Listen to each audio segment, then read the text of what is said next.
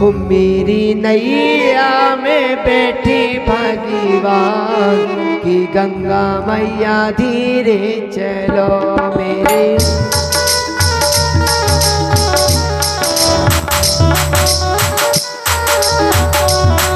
नैया में बैठे भगवान की गंगा मैया धीरे चलो मेरी गंगा मेरी नैया में बैठे भगवान गंगा मैया धीरे बहो धीरे चलो मैया धीरे चलो धीरे चलो मैया धीरे चलो धीरे चलो मैया धीरे चलो धीरे चलो मैया धीरे चलो मेरी नैया में बैठे भगवान की गंगा मैया धीरे चलो मेरी गंगा में मेरी नैया में बैठे भगवान गंगा मैया धीरे चलो जय वो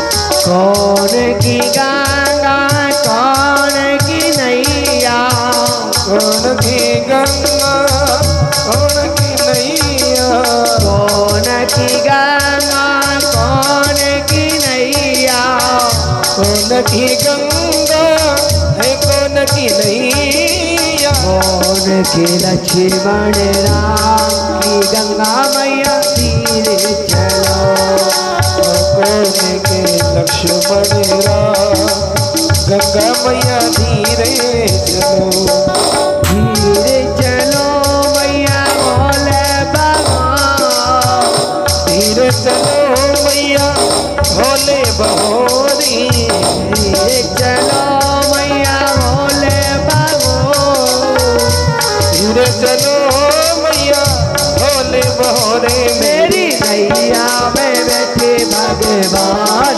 की गंगा मैया धीरे भागो मेरी नैया में लक्ष्मण राम गंगा मैया धीरे चलो जय वो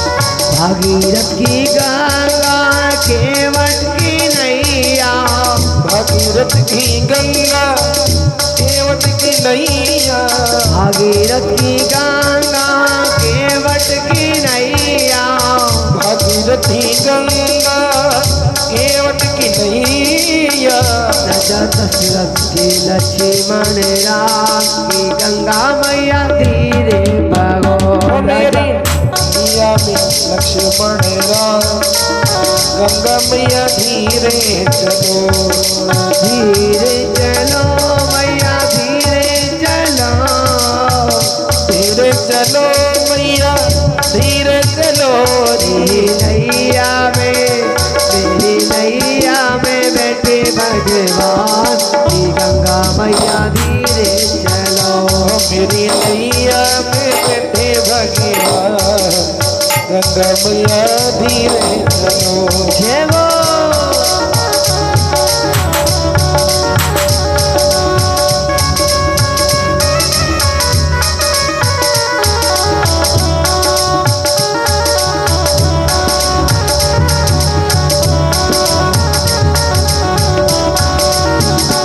धीरे बहो धीरे बहोरी धीरे बहो मैया धीरे बहोरी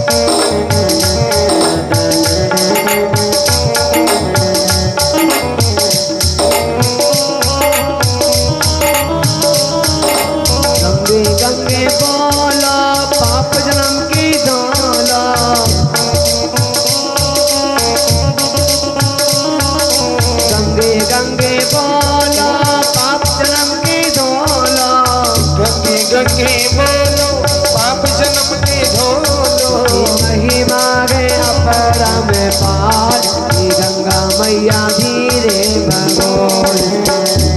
माया पैर में पारी गंगा मैया धीरे बहो।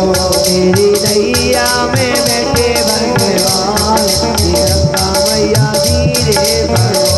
मेरी नैया में लक्ष्मण राम गंगा मैया धीरे बहो। गंगा मैया धीरे बहो। गंगा मैया धीरे बहो। बोले राजा रामचंद्र भगवान के। अब सुखदेव को पार करने में केवल 10 मिनट का समय लगता है। उस गंगा को पार करने में सवेरे से संध्या हो गई। केवट पार नहीं करा रहे हो।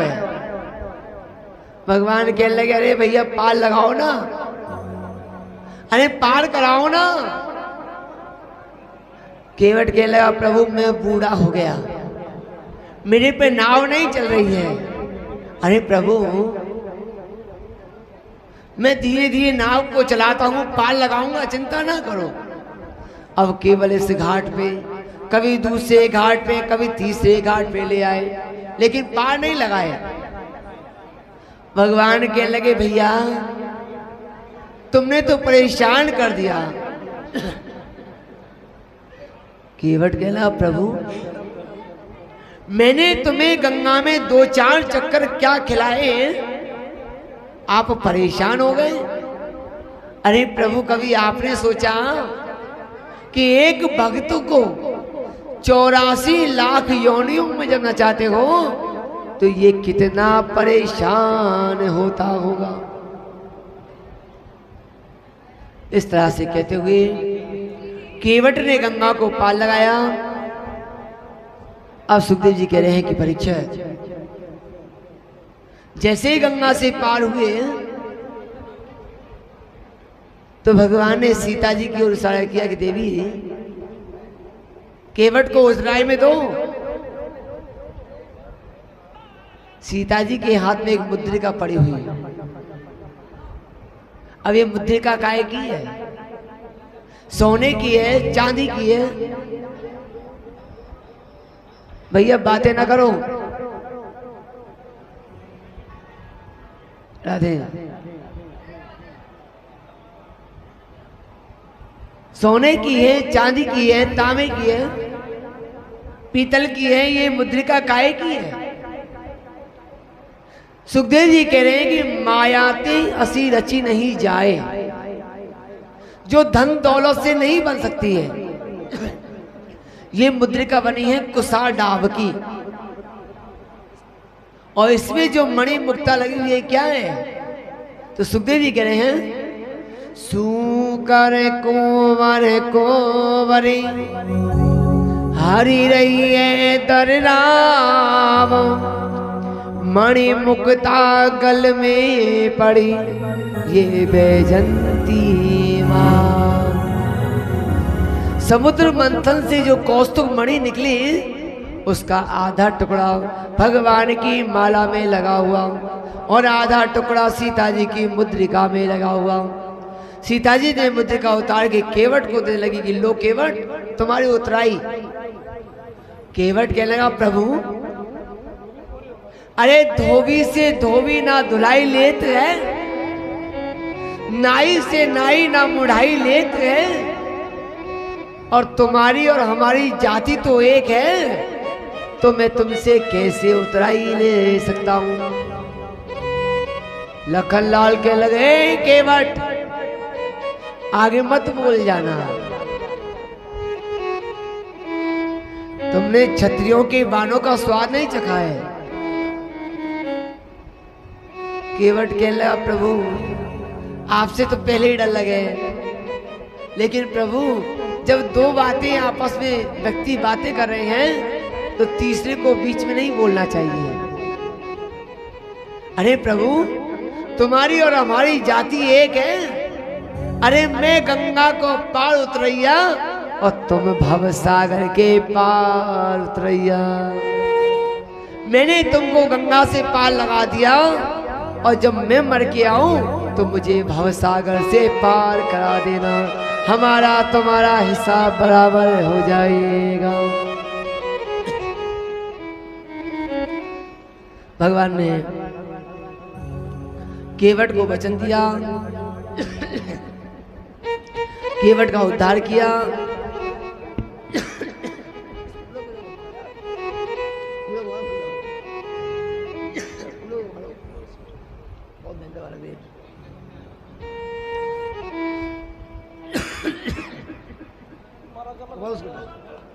हाँ,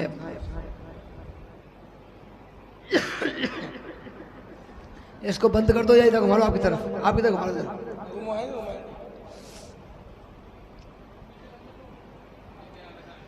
सुखदेव जी कहने लगे, परीक्षण अब भगवान आगे चले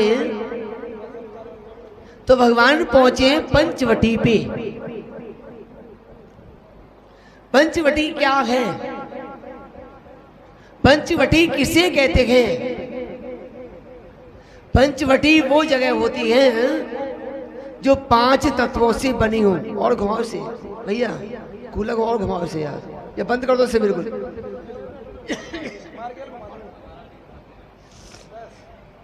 और घुमाओ। 5 तत्वों से बना हुआ शरीर ही एक पंचवटी होता है। वहां पे जब भगवान राम पहुंचे तो लखन लाल उस पंचवटी की रक्षा करने लगे, देखने लगे। तो उसी पंचवटी पे एक बांस का वृक्ष में बैठ करके और शूर्पणखा का पुत्र सांब तपस्या किया करता है। रावण की बहन शूर्पणखा, इसका पुत्र है सांब। बांस के पेड़ में बैठ करके तपस्या कर रहे थे कि लखनलाल के द्वारा सफाई करते करते उस बांस के पेड़ को काटा कि देखते ही देखते लखनलाल के हाथों शूर्पणखा का पुत्र सांब मारा गया। शूर्पणखा को पता लगा कि क्या मेरे पुत्र को मार दिया, और वही शूर्पणखा अपने पुत्र का बदला लेने के लिए पंचवटी की ओर पहुंची। आई तो बदले की भाव से, लेकिन देखा कि यहाँ 2 सुंदर कुंवर बैठे हैं, इनके पास में एक सुंदर कन्या है, और वही शूर्पणखा भगवान के पास में सुंदर स्त्री बन करके और हाथ जोड़ के भगवान से क्या बोली है।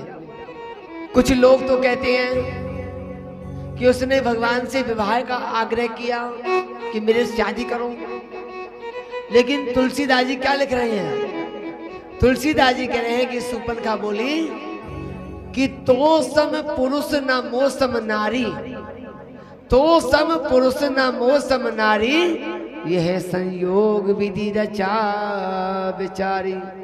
अरे तुम्हारे समान तो पुरुष सारे संसार में नहीं होगा, और मेरे जैसी स्त्री आपको कहीं देखने को नहीं मिलेगी, जो अपने हाथों अपने परिवार का, अपने कुल का नाश करवाने तुम्हारे पास में आई है। शूर्पणखा अपने परिवार को क्यों मरवाना चाहती थी? कोई भी माता बहन अपने परिवार का बुरा नहीं चाहेगी, अपने पियर को समाप्त करना नहीं चाहेगी, लेकिन शूर्पणखा अपने पियर वालों से बदला लेना चाहती है। कौन सा बदला लिया? कि एक समय शूर्पणखा के पति हैं बृहयास, वो रावण के यहाँ पे मंत्री पद पे थे, और एक दिन दशानन अपनी बहनोई को कह करके गए कि बहनोई सारे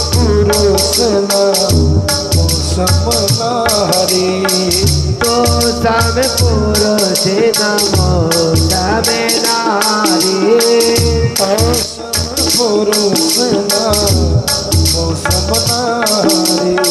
यह संयोगा विधि रचा विचारी, संयोग विधि रचा विचारी, यह संयोगा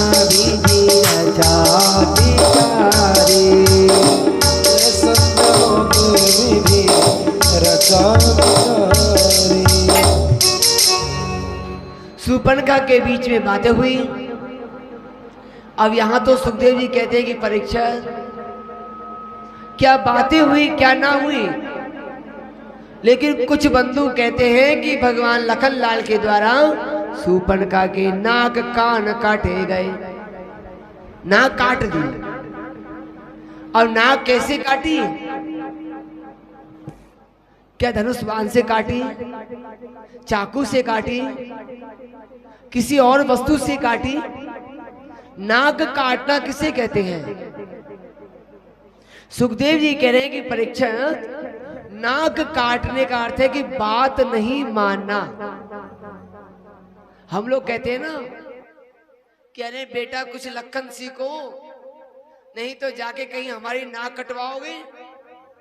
एक माता अपनी बेटी से कहती है कि बेटी क्या ससुराल में जाके मेरी नाक कटवाएगी? नाक काटने का अर्थ है बात को नहीं मानना। शूर्पणखा की बात भगवान ने नहीं मानी और प्यारे भक्तों शूर्पणखा अपने भैया खरदूषण के पास पहुंची। खरदूषण 2 अठौनी सेना को लेकर के युद्ध करने आया। तो भगवान राम ने सीता जी से कहा कि देवी अब तक तो तुम शांत भाव में रही, लेकिन अब तुम्हें क्रोध अग्नि में रहना होगा। क्रोध अग्नि में क्यों रहना होगा? सीता जी को कभी क्रोध नहीं आता था। ये कथा राधेश्याम रामायण की है। जिस समय सीता जी पहली बार ससुराल में आई तो चारों भैयाओं को बिठा करके भोजन करा रही थी। दशरथ जी बैठ करके देखने लगे, सीता जी भोजन परोसने लगी। प्रभु राम को परोसा, लखन को परोसा, भरत को परोसा, शत्रुघ्न को परोसा कि उसी समय एक घास का तिनका उड़ करके आया और जैसे ही भोजन की थाली में गिरने लगा कि सीता जी ने क्रोध में भर करके उस घास के तिनके को देख तिनका जल करके राख हो गया। दशरथ जी कहने लगे बेटी एक घास के तिनके को जला दिया, किसी दिन मेरे चारों पुत्रों में पता नहीं किसी दिन कहां सुनी हो जाए।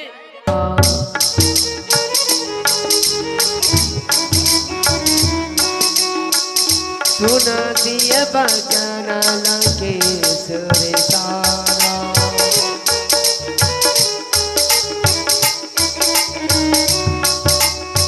चरण बंदे माना हो सुख माना,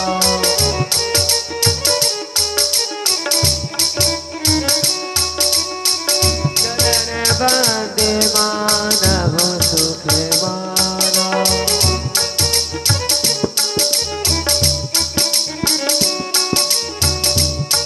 अरे माता मैं तुम्हारे चरणों की वंदना करता हूं, मेरे साथ लंका में चलिए। और उन्हीं सीता को माता बना करके दशरथ अपने लंका में लेकर के गया। और लंका में जाने के पश्चात राम लखन सीता को वन वन ढूंढने लगे। मतंग मुनि के आश्रम में पहुंचे। वहां जाकर के उन्होंने एक बिल्ली जैसी सबरी का उद्धार किया। इस कथा से यही शिक्षा मिलती है कि जात पात नहीं पूछूं कोई, हरि को भजे सो हरि का होई। भगवान ने एक बिल्ली का भी उद्धार किया। और बिल्ली कौन है? सबरी की जाई मतंग मुनि की चेली।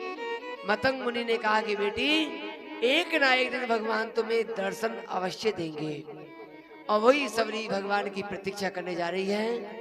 इन कथाओं को लेते हुए अब भगवान राम सबरी के द्वारा बताया तो किष्किंधा में जाकर के हनुमान जी के साथ में मित्रता होती है। हनुमान जी के द्वारा सुग्रीव से मित्रता हुई और सुग्रीव के द्वारा फिर से सीता जी का पता लगाया गया।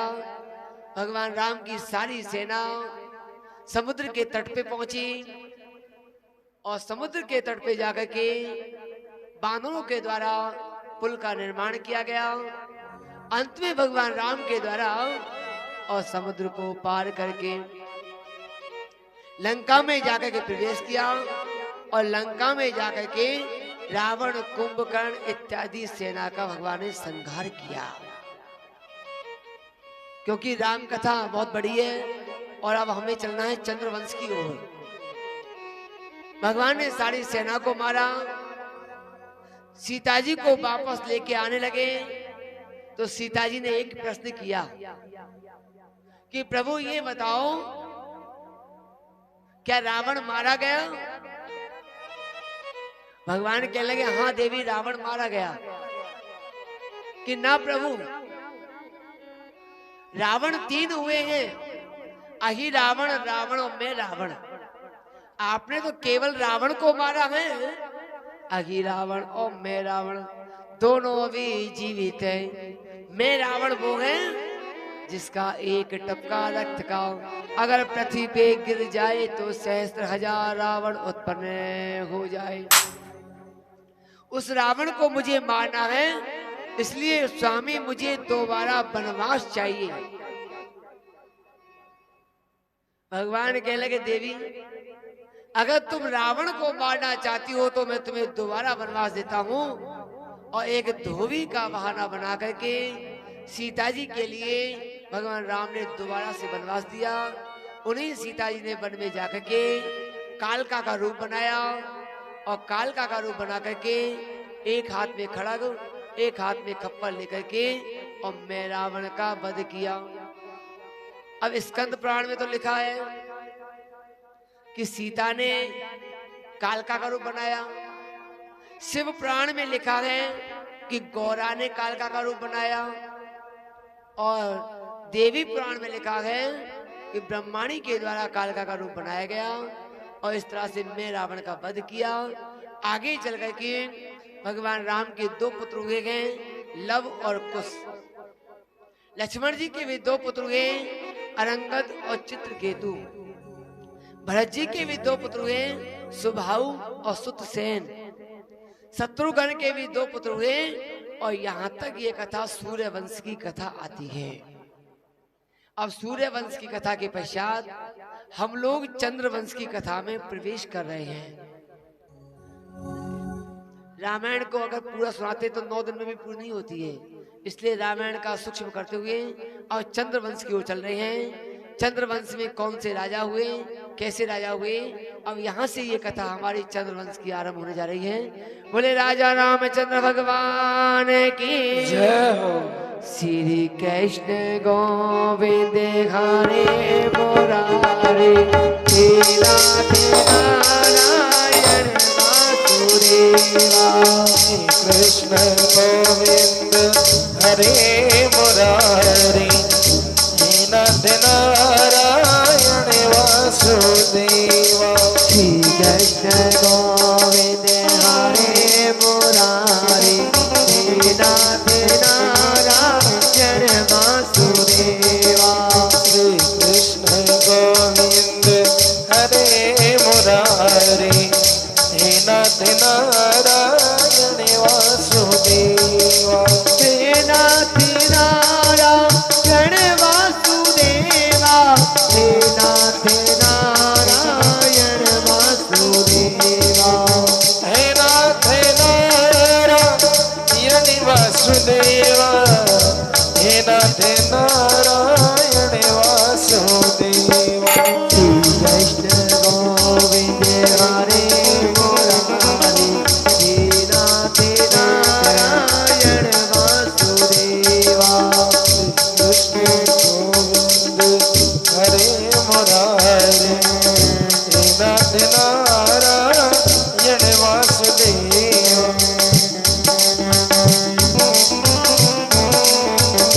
जय बोल।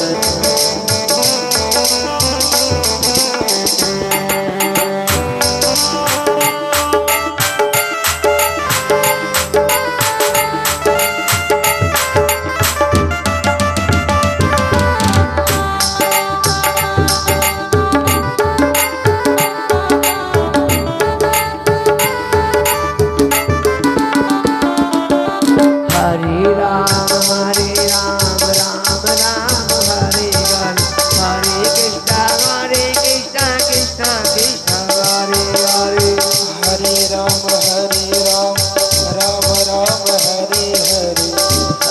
कृष्ण कृष्ण कृष्ण हरे हरे हरे राम राम राम हरे हरे हरे कृष्ण कृष्ण कृष्ण हरे हरे हरे राम राम राम हरे हरे हरे कृष्ण कृष्ण कृष्ण हरे हरे श्री कृष्ण गोविंद हरे मुरारी हे नाथ नारायण वासुदेवा कृष्ण गोविंद हरे मुरारी हे नाथ नारायण वासुदेवा श्री कृष्ण गोविंद हरे मुरारी हे नाथ नारायण वासुदेवा कृष्ण गोविंद हरे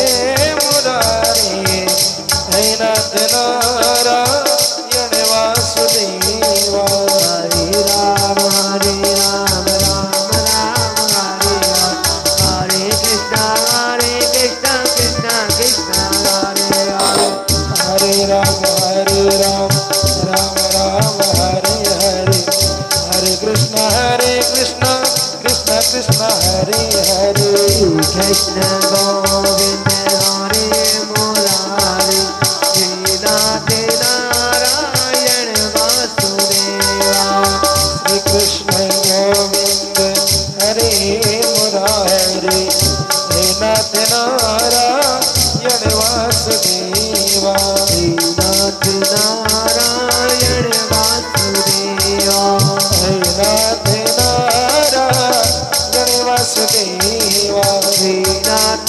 नारायण वासुदेवा हे नाथ नारायण वासुदेवा हे नाथ नारायण वासुदेवा हे नाथ नारायण वासुदेवा बोले कृष्णचंद्र भगवान के श्री चंद्रवंश की कथा का वर्णन कर रहे हैं। सुदेव जी कहने लगे परीक्षित, जिस समय क्षीर सागर में भगवान कमलेश शयन करते हैं तो उनकी नाभि से कमल उत्पन्न हुआ। कमल से ब्रह्मा जी हुए और ब्रह्मा जी के द्वारा 10 पुत्रों का जन्म हुआ। पुलह, पुलास, भृगु, वशिष्ठ, अंगिरा, अत्रि, प्रजापति, दक्ष प्रजापति, माणक राज और 10वें हुए हैं नारद। उसी समय जो भगवान के छठे पुत्र हैं अत्रि ऋषि, अत्रि ऋषि का विवाह अनसुईया के साथ में हुआ तो उनके जाकर के और भगवान भोलेनाथ ने चंद्रमा के रूप में अवतार लिया। चंद्रमा के जाकर के नहुस राजा हुए। देखिए कथा फिर समझने की आ रही है। नहुस के जाकर के 6 पुत्र हुए, यति, ययाति, आयति, कृति, व्रति और संयाति। इन सब में जो सबसे बड़े पुत्र हैं ययाति राजा, एक दिन ब्रह्मा जी की तपस्या करने के लिए चले। सुखदेव जी कह रहे हैं राजम नेक्षदायति पित्वा दंत्रया माणता यत्र प्रविष्ट पुरुषवा आत्मानां बुद्धते।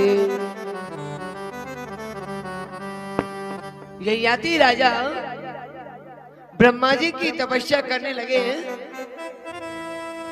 तो ब्रह्मा जी कह लगे ययाति वरदान मांगो। अरे ययाति वरदान मांगो।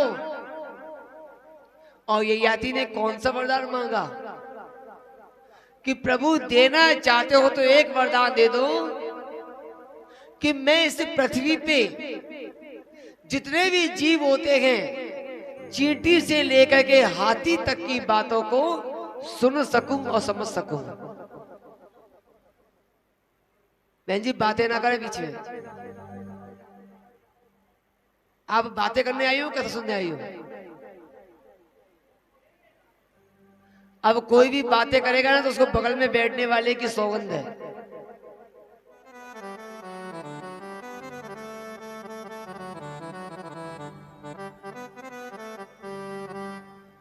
ययाति ने कहा कि प्रभु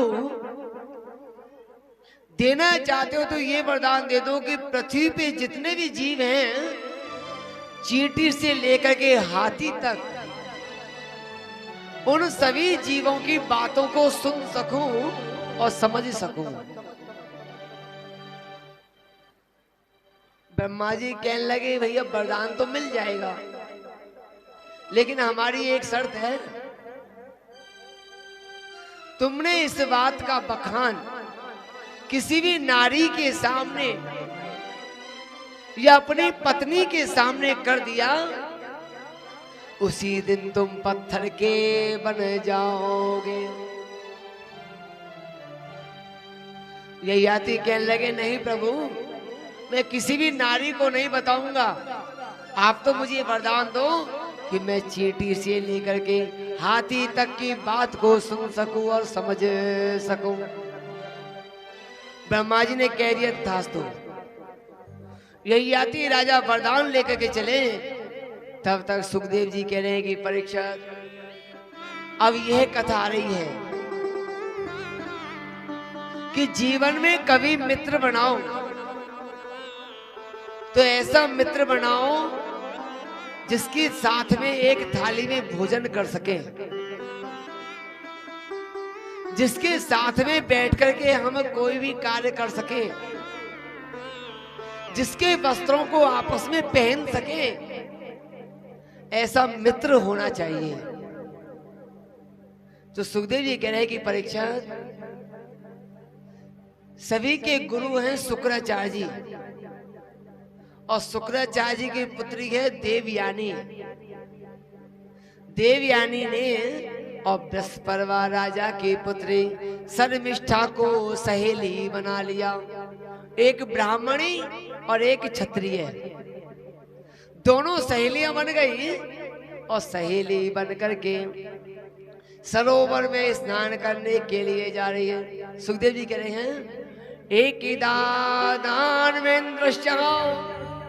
शर्मिष्ठा नाम कन्यका सहस्रम सखिना आयुक्ता गुरुपुत्रम चे भामनी।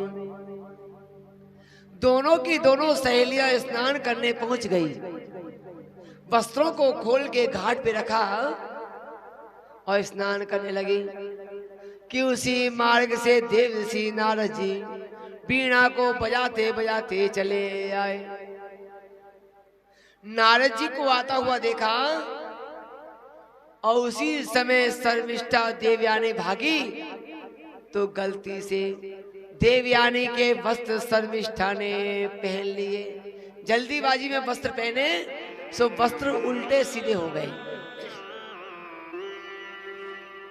देवयानी ने देखा, देवयानी कह लगी अरे शर्मिष्ठा, तूने मेरे वस्त्र पहन लिए, मैं ब्राह्मणी हूं और तू क्षत्रिय है, तूने मेरे वस्त्रों को अशुद्ध कर दिया।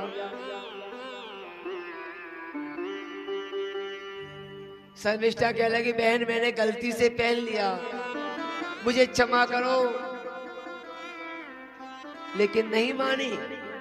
आपस में दोनों सखियों में इतना झगड़ा हुआ कि झगड़ा करते करते और देवयानी ने शर्मिष्ठा की चोटी पकड़ी और हाथ पकड़ करके उसे सूखे से कुएं में धक्का मार दिया।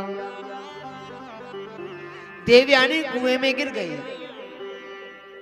उसी मार्ग से राजा याति घोड़े पे सवार होकर के चले तो कुएं में से आवाज आई, अरे बचाओ बचाओ, कोई बाहर निकालो।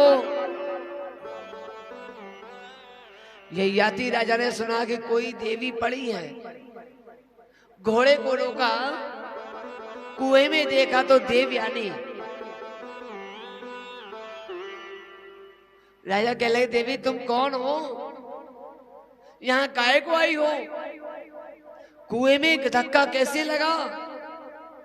देवयानी कह लगी महाराज सब बताऊंगी, लेकिन पहले मुझे बाहर निकालो। यही आती राजा ने हाथ बढ़ाया और देवयानी को जैसे ही हाथ पकड़ के बाहर निकाला, देवयानी कह लगी स्वामी एक नारी जीवन में एक बार किसी को हाथ पकड़ाती है, वो उसी के साथ में सारी जीवन को निकाल देती है। आपने मेरा हाथ पकड़ लिया, आपने मेरे प्राण बचाए, तो मैं आज से आपको पति के रूप में वर्ण करती हूं।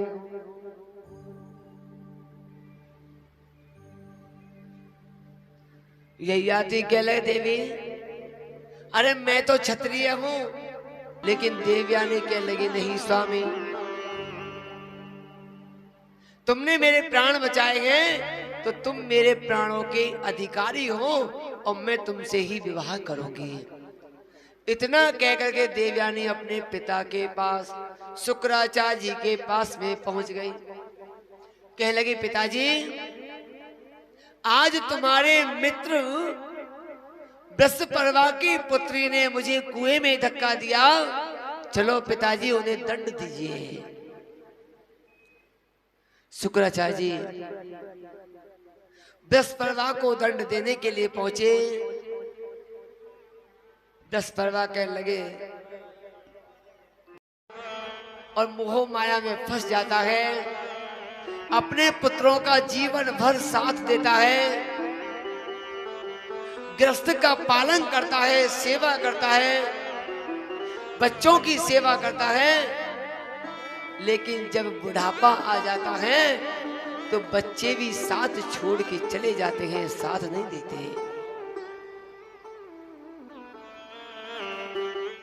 और एक बात तो बताऊं, संसार में कोई साथी नहीं है, बच्चे भी साथ छोड़ गए, माता पिता भी साथ छोड़ गए, पत्नी भी साथ छोड़ गई और पति भी साथ छोड़ गया तो गुरु भी साथ नहीं है। गुरु चेला लालची दोनों खेले दाव और दोनों जावे नरक में बैठ पत्थर की नाव। अब बताओ कौन साथी है? कन्हैया। जब दुख पड़े तो कन्हैया भी साथ नहीं दे। अब बताओ कौन साथी है? काया। राधे राधे। सबसे बड़ा साथी है हमारा बुढ़ापा। बचपन साथ छोड़ जाएगा, जवानी साथ छोड़ जाएगी, शरीर के सारे अंग साथ छोड़ जाएंगे, लेकिन बुढ़ापा आएगा तो साथ छोड़ के नहीं जाएगा। बोलो राधे राधे। और जब बुढ़ापा आता है तो 4 प्रकार की घंटियां हमारे शरीर में बजती है। ध्यान लगा जो तेरा उद्धार हो जाए, लेकिन हम लोग नहीं मानते, फिर मोह माया में फंसे रहते हैं, जंजाल में फंसे रहते हैं। थोड़ा समय निकला, फिर दूसरी घंटी बजी तो हमारी आंखों से दिखना कम हो जाता है। फिर बुढ़ापा कहता है कि अरे भैया अब तो साथ छोड़, परमात्मा का भजन करो। फिर भी हम लोग नहीं मानते, फिर बच्चों के लिए धाए धाए करने लगे रहते हैं। तीसरी घंटी बजी, कानों से सुनना बंद हो जाता है, फिर भी हम लोग ध्यान नहीं देते। चौथी घंटी बजती है, उस समय केवल 2 मिनट की जिंदगी शेष हो जाती है, तब हमें ध्यान आता है और उस समय उंगली डाल के देखेंगे तो एक कुएं में से आवाज आएगी कि अरे जीव अब तुझे लेने के लिए मैं आ रही हूं। अब होती है हमारी मृत्यु सखी, वो इस जीव को लेने के लिए आती है, लेकिन जीव फिर भी इस बात को नहीं समझता, फिर भी कहता है कि अरे बेटा यहाँ आ, अरे बहू यहाँ आ, अरे तिजोरी में गहने रखे उन्हें ले आ, फिर भी परमात्मा को ध्यान ना करो। अरे बेटा, अरे वो जमीन के कागज ले आ। लेकिन सुखदेव जी क्या कह रहे हैं कि लगा दे आग पानी में, लगा दे आग पानी में, जवानी उसे कहते हैं, और लुटा दे बाप की दौलत, हरामी उसे कहते हैं। जो माता पिता की धन की आस करते हैं वो सबसे बड़ा निकृष्ट होता है। और कबीरदास जी क्या कह रहे हैं, नारा में नाम लीना